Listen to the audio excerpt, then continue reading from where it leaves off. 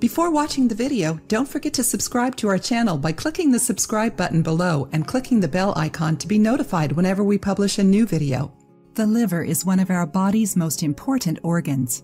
It performs more than 500 bodily functions, including purifying our blood by eliminating any toxins or useless cells, breaking down carbohydrates and lipids, and storing substances that give our body energy, such as vitamins A, D, K, and E. However, we don't always take care of our liver as we should.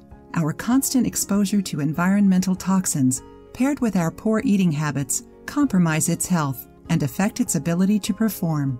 A great way to keep your liver healthy is through a healthy diet. Detox juices, for example, help your liver eliminate any prejudicial residue and contribute towards weight loss. If you're looking to find a natural way to detoxify your liver and shed a few extra pounds, try this recipe. It's simple and only calls for 3 ingredients that are easily found in your kitchen. Lemon. Drinking water with lemon is a great way to activate your digestive system and boost intestinal cleansing to purify our body of toxins. Parsley.